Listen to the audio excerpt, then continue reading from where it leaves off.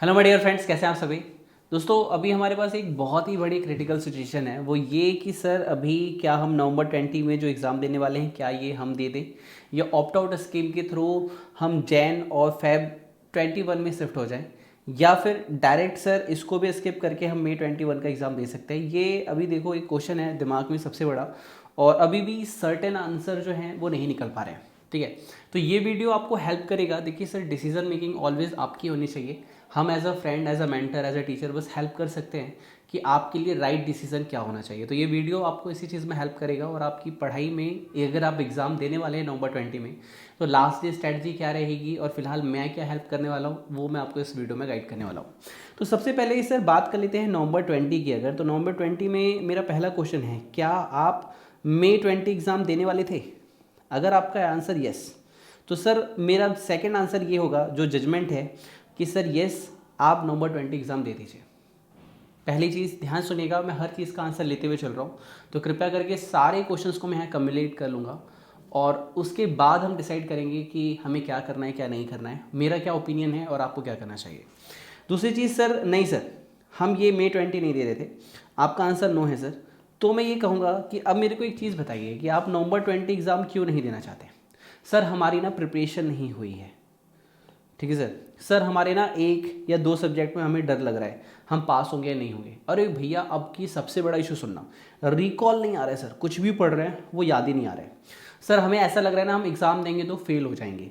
ठीक है, अगर आपका आंसर इनमें फॉल करता है, ठीक है, तो भी मैं यही कहूँगा कि आप फालतू में डर रहे हो, नवंबर 20 एग्ज़ाम दे दो, मैं आपके साथ हूँ। कैसे पढ़ना है मैं बताऊँगा, वीडियो के एंड में मैं गाइड करूँगा, लेकिन पूरी बात सुनेंगे तब। ठीक, इसके बाद अभी अगला क्वेश्चन मेरे पास दोबारा से आ गया कि सर हमारे ना घर में ना किसी को कोरोना हो गया, फैमिली मेंबर को कोरोना हो गया है, या मुझे भी कोरोना के सिम्टम्स दिख रहे हैं, माई सेल्फ मुझे भी ऐसा लग रहा है, या फिर जिस एरिया में मैं हूँ उसमें ही कोरोना के केसेस बहुत ज़्यादा हैं। या फिर कल एक मेरे बच्चे से बात हुई थी, स्टूडेंट ही है मेरा टॉप 20 का, उससे मेरी बात हुई, उसने कहा सर अभी ना मेरा एक बेबी है, वो अराउंड 9 मंथ का है, मेरे घर वाले कह रहे हैं कि अगर मैंने एग्ज़ाम दिया और गलती से मुझे कोरोना हो गया, कुछ भी हो गया, तो उस बच्चे की लाइफ पे इफेक्ट आ सकता है।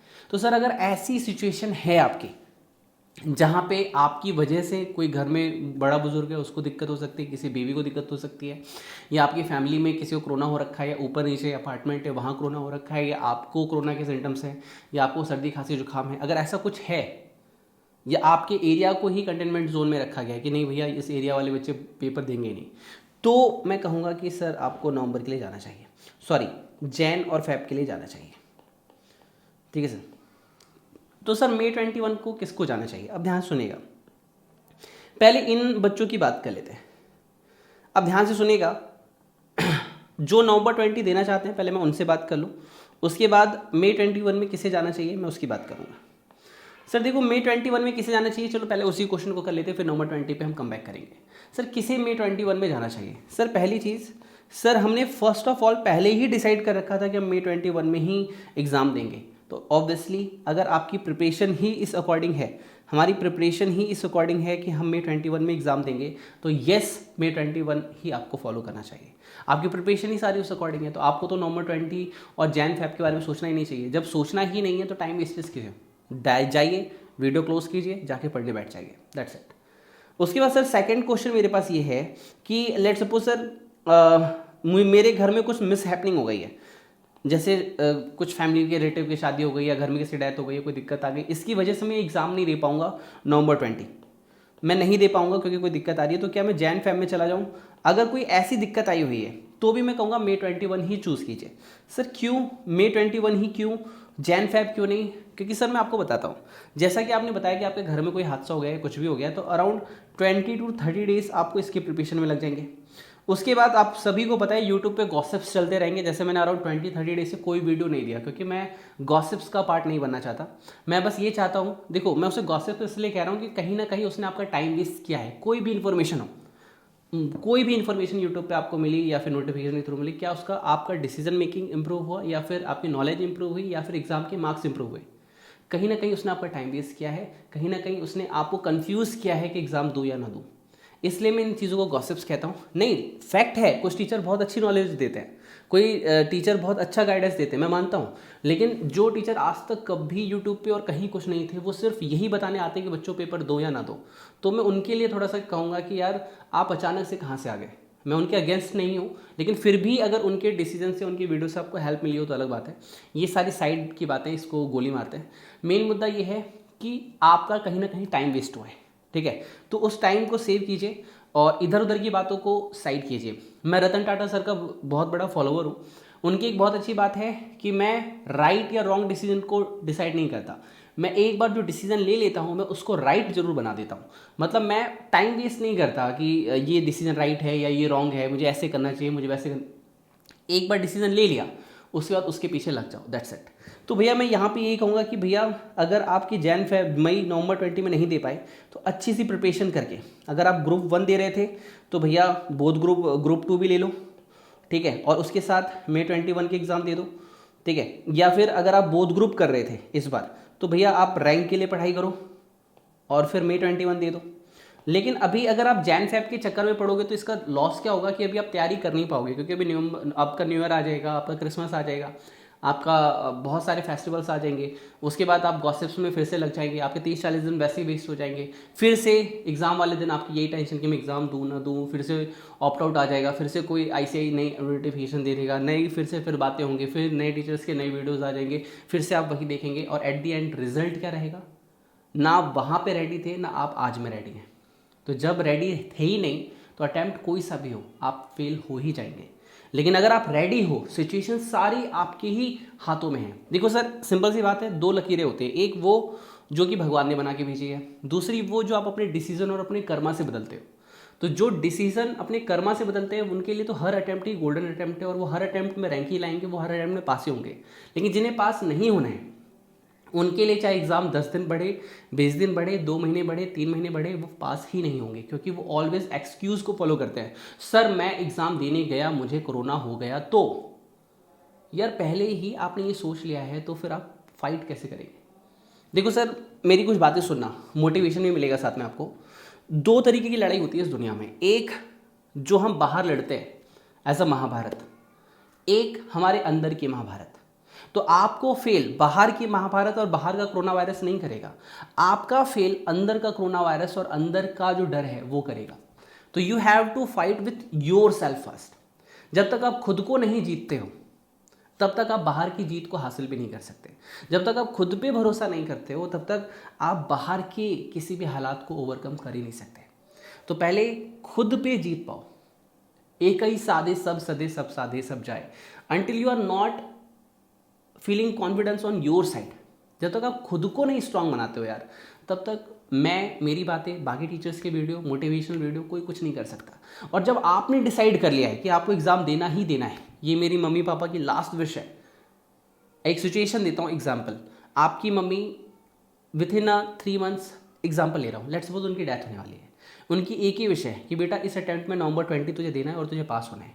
अब मुझे एक चीज़ का आंसर दो, तब आप कोरोना देखोगे, वीडियो देखोगे, सॉन्ग सुनोगे, संदीप मिश्री सुनोगे, विवेक बिंद्रा सुनोगे, क्या देखोगे आप कुछ नहीं देखोगे, आप सिर्फ बुक देखोगे, क्योंकि आपकी मम्मी की लास्ट विश वही है। और उसके बाद आपका जो रिजल्ट होगा, नोबडी कैन स्टॉप यू, आप 100% पास हो चुके होगे। समझो मेरी बात को। लेकिन वही सिचुएशंस को आप नहीं समझते। आज वो प्यार से बोलेंगे बेटा पढ़ ले, पास हो जा, आपको नहीं समझ में आएगा, लेकिन जिस दिन वो लास्ट विश होगी ना, आप डेफिनेटली उसको पूरी करोगे। अभी आपकी गर्लफ्रेंड बोलेगी ना, आप एग्जांपल दे रहा हूँ लड़कों से, कि सिगरेट छोड़ दो, आप डेफिनेटली छोड़ दोगे। लेकिन मम्मी पापा बोलेंगे ना बेटा टाइम से खाना खा ले, आप नहीं खाओगे। इसे लापरवाही कहते हैं, इसको कहते हैं सेल्फ डिसिप्लिन मेंटेन ना करना।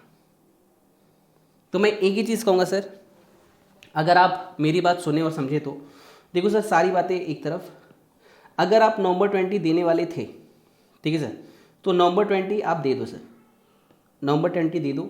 जैन और फेब में नहीं जाओगे, या तो अगर बहुत ज़्यादा दिक्कत हो गई है नवंबर 20 में तो डायरेक्ट मई 21 के लिए प्रिपेयर करो, फिर भी जैन फेब में नहीं जाओगे, टाइम वेस्ट मत करो अपना। क्योंकि अगर आपको पास होना है तो अभी भी हो सकते हो, और फेल होना है तो आपको कितने भी अटैम्प्ट मिल जाए। मई वालों को नवंबर मिला ना, क्या उखाड़ लिया आपने, फिर से भाग रहे हो आगे, फिर से भागोगे आगे, फिर से भागोगे आगे, क्योंकि आपको भागने की आदत लग गई है, आपको सिचुएशन को फेस करने की आदत रही ही नहीं है। हो सकता है मेरी बातें बहुत लोगों को बुरी लगी हो, डिसलाइक तो दबा के मारा होगा, उसके लिए भी आपका बहुत बहुत शुक्रिया। मुझे फ़र्क नहीं पड़ता, क्योंकि मुझे पता है जो मैं बोल रहा हूँ वो अपने एक्सपीरियंस से बोल रहा हूँ, ठीक है सर। तो सारी बातें एक तरफ, और जैन फैम में बस वो बचे जाएंगे जिनको लिटरली कोई जेन्युइन प्रॉब्लम है, जैसे घर में कोई इशू हो गया, फैमिली का इशू, खुद का इशू, एरिया क्वारंटाइन, या जिन्हें सच में लगता है कि इस टाइम का हम 100% यूटिलाइज करेंगे। सर देखो, ये वही टाइम यूटिलाइज कर सकते हैं जिन्होंने सच में बहुत मेहनत की थी। कुछ बच्चे बस ये सोच रहे यार एक बार और पढ़ लेते शायद अच्छे मार्क्स आ जाए। दोस्त, अगर नवंबर में अच्छे नहीं आने होंगे ना, तो जैन फेब में भी अच्छे नहीं आएंगे। अगर आपकी तकदीर में यही लिखा है कि आपको गड्ढे में गिरना है, तो आप कितने भी रास्ते बदल दो गड्ढे में गिरोगे। लेकिन अगर भगवान ने ये लिख रखा है ना, और आपके कर्मा में इतने दम है ना, अगर आपके अंदर इतना पोटेंशियल है ना कि आपको पास होना है, तो आप कोई सा भी अटैम्प्ट दे दो, आप 100% पास ही होगे। अटैम्प्ट का मौका देख के आप सोचोगे कि मैं पढ़ लूँगा पास हो जाऊँगा, नहीं होगे। लेकिन आपने डिसाइड कर लिया है कि मुझे पास होना है, तो कोई भी अटैम्प्ट आपका कुछ नहीं बिगाड़ सकता। तो इसे बहुत सारे बच्चे अपॉर्चुनिटी देख रहे हैं। आपने फाइनेंस मैनेजमेंट में टाइम वैल्यू ऑफ मनी पढ़ा था, भूल गए आप, और ये टाइम ऑफ वैल्यू नहीं है। मई से नवंबर आ गए, फिर जनवरी फरवरी भाग रहे हो, फिर आईसीआई ने कोई नोटिफिकेशन डाल दी, फिर मई भागोगे। लाइफ टाइम भागते ही रहोगे क्या? सिचुएशन फेस नहीं करनी आपको, करनी है ना, तो बस लग जाओ, ठीक है। तो फाइनली सारी बातें एक तरफ, मैं यही कहूँगा नवंबर 20 के लिए जाओ, या तो बहुत दिक्कत हो गई, कोई परेशानी हो गई, तो मई 21 के लिए जाओ। तो इधर उधर की बातों को गोली मारो, इससे ज़्यादा मैं कुछ बोल नहीं सकता। अराउंड 11 मिनट बोल चुका हूँ। अब बात करते हैं नवंबर 20 में सर आप क्या करवाने वाले हो। सर कुछ बच्चों को नहीं पता है, इसलिए मैं बता रहा हूँ अगेन। मैंने कॉस्टिंग की मजदूर लिस्ट पहले ही दे दी है, सॉल्व है पूरी, क्वेश्चन पे और आंसर दोनों हैं। कहीं कहीं कुछ क्लरिकल मिस्टेक है, उसके लिए कान पकड़ के एडवांस में सॉरी, लेकिन मैक्सिमम आपको हिंट मिल जाएगा, समझ में आ जाएगा क्या गलती है, ठीक है। उसके बाद एफएम की भी मैंने मजदूर लिस्ट दे दी है, ठीक है सर। सर मैंने टैक्सेशन की भी मजदूर लिस्ट दे दी है, जिसमें से डीटी में दे चुका हूँ। उसके बाद कॉस्ट एफएम टैक्स हो गया, अकाउंट की भी दे चुका हूँ सर, एडवांस अकाउंट की भी दे चुका हूँ, ठीक है। तो ये मेरी साइड से पैक क्विज हो गया। अब इसमें देखो, अगर मैं ओल्ड की बात करूँ तो 700 नंबर होते हैं, न्यू की बात करूँ तो 800 होते हैं। कॉस्ट की मजदूर लिस्ट से 60 ले सकते हो सर आप। एफएम की मजदूर लिस्ट से भी आप 60 ले सकते हो आप। अगर आप ओल्ड सिलेबस हो तो थोड़ा सा इसको डाउन कर लेते हैं, ठीक है। चलो, ओल्ड सिलेबस में अगर ये 100 मार्क का पेपर है, ठीक है, ये इनका 200 का हो जाता है, तो भैया आप इसमें एफएम को भी चलो यहाँ भी डाउन कर देते हैं, ठीक है। मैं ऐसा कहोगे सर ओवर कॉन्फिडेंस है, लेकिन मैं बताता हूँ आपको, 100 में से 60+ तो इसमें आपको मिल जाएंगे कॉस्ट एफएम में, ओल्ड सिलेबस में, ठीक है। और न्यू सिलेबस में आपको कॉस्टिंग में 60 तो मिल ही जाएंगे, एफएम में आप अपने 30 से 40 नंबर लेके चल सकते हो, ठीक है। उसके बाद टैक्स में मैं डीटी में लिस्ट दे चुका हूँ, डीटी में भी आपके 35+ आ जाएंगे यहाँ पे भी, मतलब उस लिस्ट को करने के बाद वैसे ज़्यादा ही आ जाएंगे, लेकिन मैं मिनिमम लेके चल रहा हूँ। 35 मार्क्स इधर आ जाएंगे, 35 मार्क्स इधर जाएंगे। जीएसटी की मैंने प्लेलिस्ट डाली हुई है, नहीं कर रखी है तो टेंशन मत लो, लास्ट डे पे मैं एक क्वेश्चन बैंक देने वाला हूँ, उसको करके चले जाना, आपका पेपर उसी में से आएगा। सर इतना श्योर क्यों? एक्सपीरियंस यार, और क्या बोलूँ। कहते बोलता है काम बोलता है इतनी सी बात है, अभी तो मेरी नई शुरुआत है, तो बस काम बोलता है सर। इसमें भी 35+, इसमें भी 35+, तो मतलब मेरा ये है कि दोनों को मिला के मजदूर लिस्ट कर लेना, 60 आ जाएंगे। जीएसटी की मजदूर लिस्ट मैं एग्ज़ाम से पहले दूंगा, जो आप लास्ट एग्ज़ाम दे के आओगे टैक्सेशन, उसके बाद जो टैक्सेशन आएगा उसकी शाम को मैं दूंगा, जीएसटी उससे पहले मैं रिलीज़ नहीं कर रहा, ठीक है। अकाउंट में सर, अकाउंट में भी 60 ले लो आप। एडवांस अकाउंट में लास्ट टाइम 84 मार्क्स आए थे हाईएस्ट, अब आपके ऊपर है आप कितने ला सकते हो, ठीक है सर। अब जरा एक बार नंबर काउंट कर लेते हैं, तो भैया ये हो गए 180 प्लस ये हो गए 60, तो सर 240 नंबर तो मेरी साइड से आपको मिल जाएंगे, ठीक है। अब बात करते हैं यहाँ पे, तो ये हो गए लेट सपोज ये हो गए इसके 60, और ये हो गए 180, और प्लस ये हो गए 60, और ये 40, 100। तो भैया यहाँ पे आपका जो टारगेट जा रहा है वो जा रहा है 280 का, तो 240 से 280 नंबर सिर्फ इस मजदूर लिस्ट से आपको मिल जाएंगे। और मैं क्या करने वाला हूँ, अब मैं थोड़ा सा गाइड करता हूँ आपको कि देखो आपके सब्जेक्ट बचे कौन कौन से। एक तो आपका लॉ बच गया, ठीक है, एक आपका ऑडिट बच गया, एक आपका ITSM और EISSM बच गया, ठीक है। तो मैं इनके लिए भी कुछ कर रहा हूँ, अभी कुछ अनाउंस नहीं करूँगा, हो सकता है मैं लास्ट डे एग्जाम से, जैसे आप अकाउंट का पेपर दे के आओ और लॉ का पेपर रह जाए, तो मैं लास्ट डे में कुछ समरी नोट्स, कुछ ऑडियो या कुछ वीडियो कुछ भी कर सकता हूँ। मैं अभी कुछ नहीं अनाउंस करूँगा, वो दूंगा मैं आपको, आप बस उतना चल के चले जाना, आपके 40+ मेरी साइड से, ठीक है। तो अगर इसमें भी 40 आ जाते हैं, इसमें भी 40 आते हैं, इसमें भी 40 आते हैं, तो 160 सर यहाँ हो जाते हैं, ठीक है। अब इनको जरा एक बार जोड़ के देखो, 160 यहाँ पे ले लेते हैं, और 160 यहाँ पे ले लेते हैं। ज़रा आप देखो क्या मैं आपको आपके टारगेट तक ले जा पाया। तो अगर ये सर 400 हो जाते हैं और इसमें भी अगर आप लो तो ये भी 400 प्लस जाते हैं। आपको चाहिए कितने, आपको इसमें 350 चाहिए और आपको इसमें अराउंड 400 ही चाहिए। तो सर दोनों ही केस में आप पास हो जाते हो, दैट्स इट। अब मैं क्या बोलूँ इससे ज़्यादा। अब मेरा एक काम कर लेना, अपने आप को इन सब्जेक्ट में महारत हासिल कर लो। जो भी मजदूर लिस्ट मैंने दे रखी है उससे जाओ, मेरी टेलीग्राम ग्रुप है सी ए ड्रीमर्स द एवेंजर के नाम से, इस वीडियो के डिस्क्रिप्शन बॉक्स में लिंक भी होगा, उसे जाओ देखो और उसको कर डालो, प्रिंट आउट निकालो और कर डालो, दैट्स इट। और बाकी इनकी जो टेंशन है थोड़ा बहुत अपनी साइड से थोड़ा सा लेके चलना। चलो एक काम कर दो, इसके लिए मेरा छोटा सा काम कर दो, बाकी मैं देख लूँगा। लॉ में, ऑडिट में, ITSM में, ASM में एक काम कर दो छोटा सा, इनकी RTP और MTP, ठीक है, लास्ट 4 पेपर की आप सॉल्व कर लो, ठीक है। लास्ट 4 जितनी भी बार की हो जाती हैं अभी के नवंबर 20 के हिसाब से आप देख लो। एक तो नवंबर 20 हो गई, एक तो मई 20 में भी ICAI ने दी थी, फिर एक नवंबर 19 की हो गई और फिर एक मई 19 की हो गई। तो ये 4 मुझे मेरे लिए कर डालो इन सब्जेक्ट में, बाकी मैं देख लूँगा। एक इको रह गया है न्यू सिलेबस में, तो भैया इको वालों इसके लिए मैं क्या कहूँ, लिटरली क्या कहने के लिए शब्द नहीं है, लेकिन इको के लिए चलो ठीक है, मैं समरी नोट्स दे दूँगा आपको, आप उतना अच्छे से करके चले जाना, आपका हो जाएगा। अब मुझे मैसेज मत करना सर कब करोगे, क्या करोगे, कैसे करोगे, कुछ चीज़ें छोड़ दो, जो दे रखा है उसे कर लो। इसके लिए मैं लास्ट ऑफ एग्जाम या तो वीडियो दूंगा, अब मैं देखो 3 चीज़ें के लिए, तीनों में से कोई एक चीज़ करूंगा, या तो मैं वीडियो दे दूंगा, आप उसे देख के चले जाना, हो जाएगा। कितने होगा सर, 4 आवर्स का, दैट्स इट। 4 to 5 आवर्स में सब कुछ करके दूंगा आपको, या तो वीडियो दे दूंगा या तो समरी नोट्स दे दूंगा सर, ठीक है, उससे हो जाएगा आपका, या तो फिर ऑडियो दे दूंगा। ऑडियो में मतलब चैप्टर वाइज ऑडियो हो रही, उसे बस प्ले करना, सुनना, काम खत्म। सर वो एग्जाम में रिकॉल आएगा, आएगा, मेरी टेंशन, ठीक, ओके। अब एक छोटी सी बात, जैसे कुछ बच्चे जो मई 20 में एग्ज़ाम देने वाले होंगे, अगर वो लिटली सीरियस है एग्ज़ाम के लिए, एक होता है एग्ज़ाम के लिए सीरियस होना, लिटली सीरियस हो तो एक बार बात कर लेना, टॉप 20 में अगर कोई सीट खाली होगी तो अपनी बुक कर लेना। अगर आपको ग्रुप 2 एग्ज़ाम देना है उसके लिए भी, वो देना है उसके लिए भी, हम मतलब कि 20 बच्चों का बैच बनाते हैं, उसके हिसाब से प्रिपरेशन कराते हैं, तो उसकी बात यहाँ नहीं करूँगा, वरना बच्चों को लगेगा कि एडवर्टीजमेंट कर रहा हूँ। कोई इंटरेस्टेड हो तो मुझसे बात कर सकते हैं, ठीक है, हमारी टीम आपसे बात कर लेगी 9354719404 पे, ठीक है, ओके। तो अब कुछ बातें जो लास्ट मुझे आपसे बतानी है वो यहाँ मैंने लिखी थी, लेकिन मैंने इसका आंसर नहीं दिया था। सर हम एग्ज़ाम तो देना चाहते हैं, अब ध्यान से लास्ट बात सुन लेना, आपका काम खत्म हो जाएगा। सर हम एग्ज़ाम तो देना चाहते हैं लेकिन ना हमें बहुत डर लग रहा है, मतलब कल भी एक बच्चों से बात हुई थी, एक्टिंग के साथ इसलिए बता रहा हूँ ताकि आप रिकॉल कर पाएँ।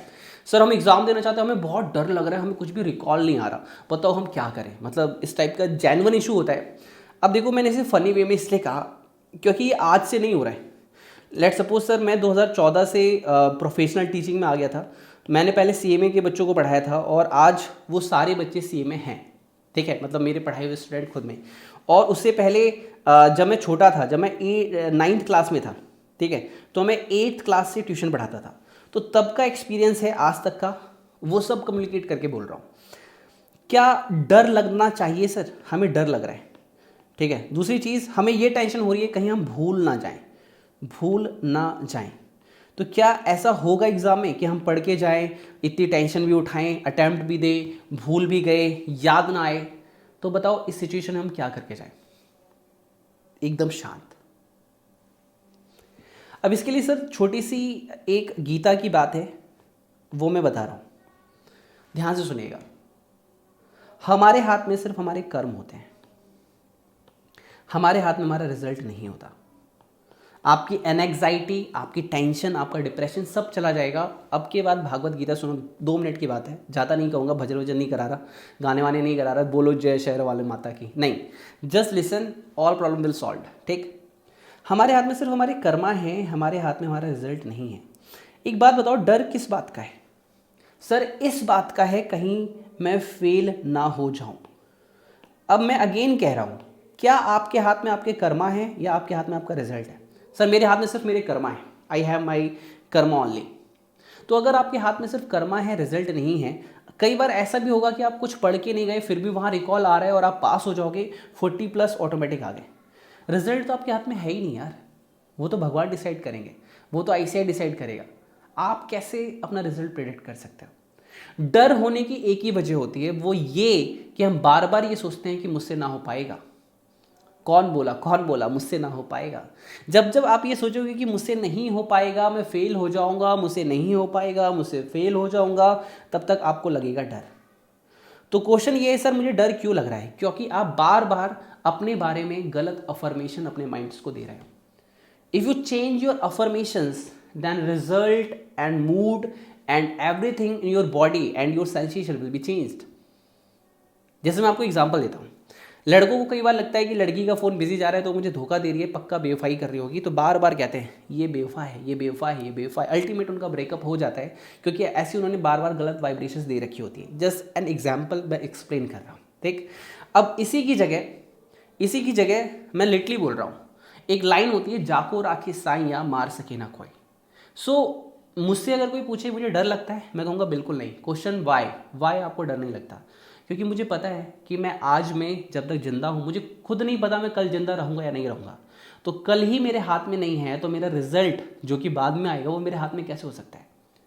और अगर भगवान ने चाहा है कि मेरे साथ सब कुछ अच्छा होगा तो कोई भी उसे बदल नहीं सकता है।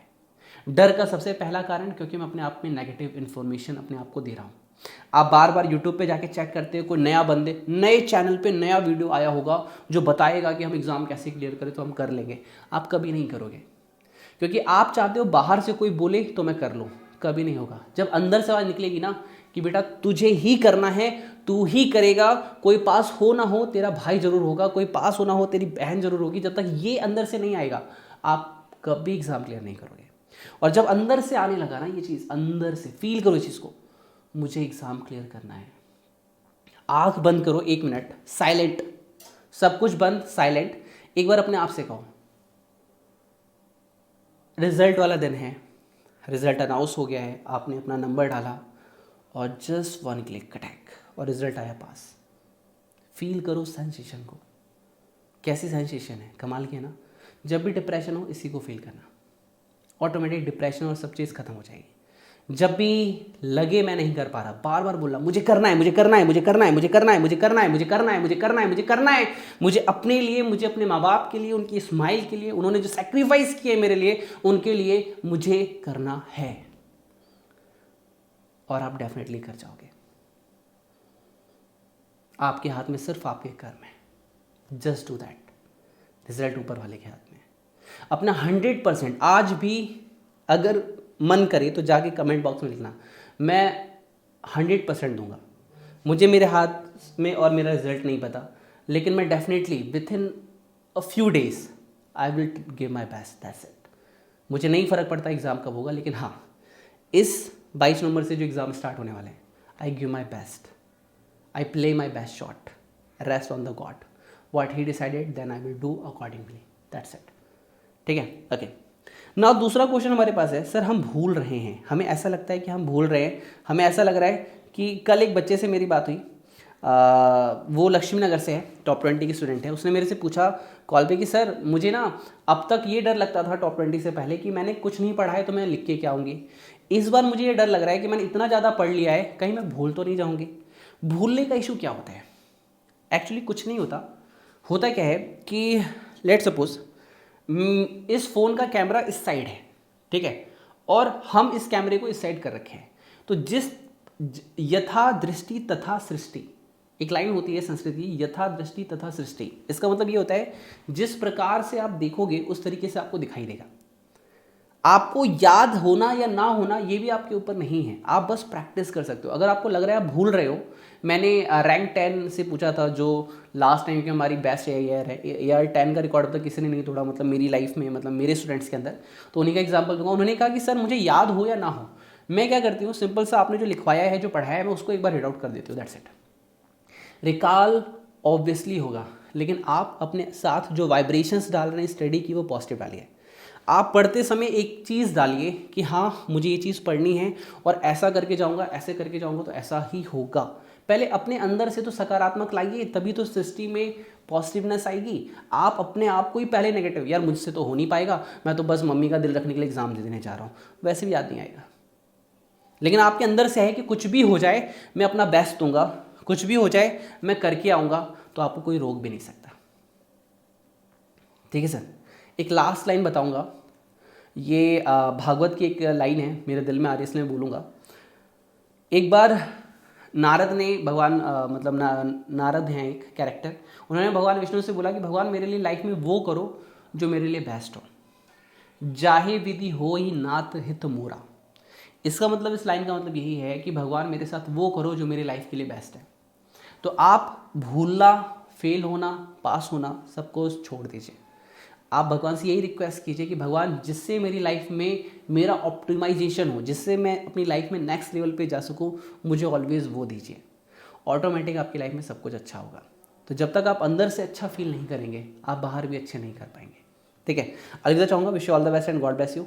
अगर आपको कोई फ्रेंड अगर ग्रुप 1 ग्रुप 2 या कुछ भी एग्ज़ाम दे रहा हो May 21 में, ठीक है, तो ये मेरा नंबर है, उन्हें दे दीजिएगा। मैं एक टॉप 20 का बैच बना रहा हूँ। अगर हमारे पास सीट तो सारी फुल हो गई हैं, एक आध ग्रुप में कुछ रह रही होगी तो हम डेफिनेटली ट्राई करेंगे। और अलविदा चाहूँगा। ठीक है, एक ही चीज़ कहूँगा, कमेंट बॉक्स में जाके डेफिनेटली लिखना, I will give my best, live the rest on the God, that's it. I will try my best for my parents, and for my parents. God bless you.